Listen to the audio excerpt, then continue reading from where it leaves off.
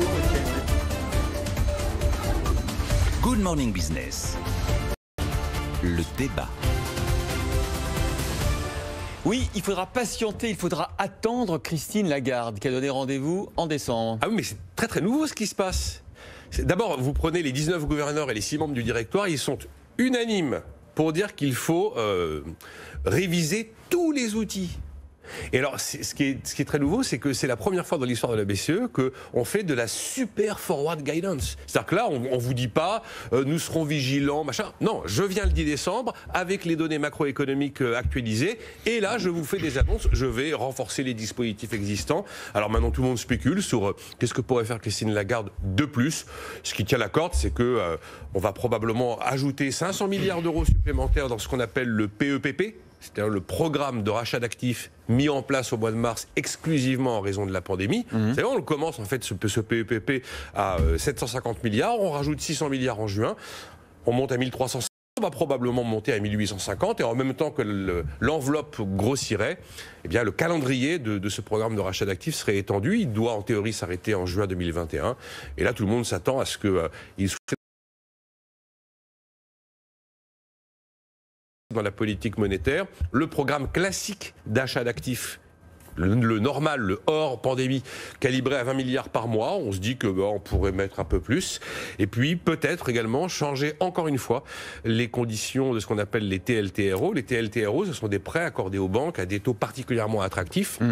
Et aujourd'hui, il y a une petite manip assez subtile qui a été mise en place au niveau de la BCE. Quand la banque vient déposer de l'argent à la BCE, ce qu'elle est obligée de faire, de la liquidité, elle paye du moins. Et au contraire, en utilisant ces prêts, elle gagne. Parce qu'on a mis du taux négatif aussi face à ces prêts ciblés pour les banques. Et donc, on peut aller encore un peu plus bas dans le taux négatif pour les prêts accordés à ces banques, de manière à ce qu'elles aient surtout intérêt à prêter, beaucoup plus qu'à aller déposer du cash. Mais voilà, on est à peu près sur ces 3 domaines. Mais le 10 décembre, on n'aura pas du nouveau de la BCE du côté des mots, on aura des actes. Et elle ne nous avait jamais annoncé qu'elle allait agir quasiment à une date précise.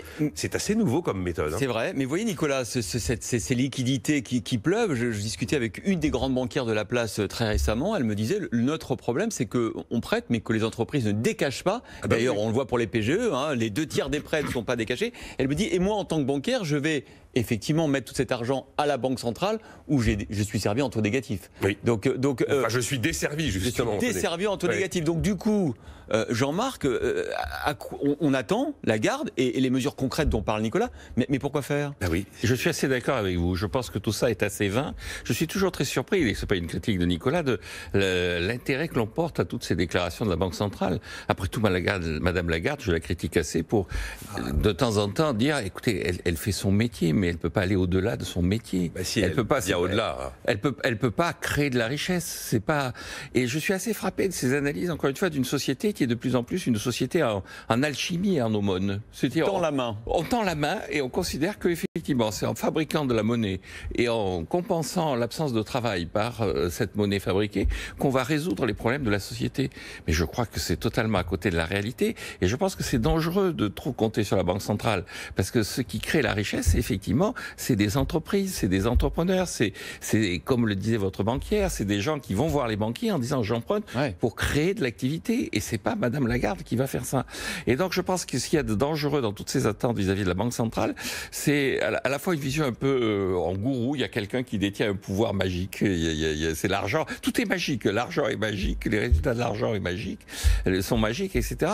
Et on crée cette société d'alchimie et d'aumône qui est une société qui est, à mon avis, en passe de devenir, indépendamment même de la pandémie, de moins en moins efficace sur le plan de la création de la richesse. Parce que, je rappelle encore une fois qu'une société qui maintient des taux d'intérêt durablement bas finit par avoir comme résultat des taux de croissance eux-mêmes durablement bas. Et moi, ce qui m'inquiète, c'est qu'à un moment donné, tout le monde réalise, parce que tout le monde fait semblant de ne pas le voir, qu'en fait, on n'a rien à attendre de la Banque Centrale Européenne, puisque de toute façon, aujourd'hui, il n'y a pas de besoin en liquidité, et que là, le système craque. Non, mais là, enfin, là on peut reciter François Villeroy de Galhau. Il est certain que Mme Lagarde a des outils, mais pas de vaccin. De ce côté-là, elle ne peut pas apporter une réponse à la reprise du travail souhaitée par Jean-Marc, car ça dépendra de la situation sanitaire.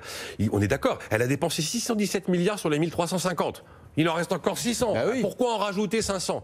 Pour envoyer des signaux et pour être... Non mais c'est juste, c'est de l'ambiance. C'est de l'ambiance pour garder la tête des États hors de l'eau et s'assurer que à aucun moment, on risque de se retrouver avec un État en risque, une monnaie fragilisée. Enfin voilà, elle continue à essayer de jouer le seul rôle fédéral en Europe. La Banque centrale dit qu'il y aura des liquidités illimitées pour que les États s'endettent. Oui, mais c'est ça. Mais encore une fois, c'est cette société que j'appelle d'alchimie et d'aumône, et alors qu'il devrait y avoir une société du travail.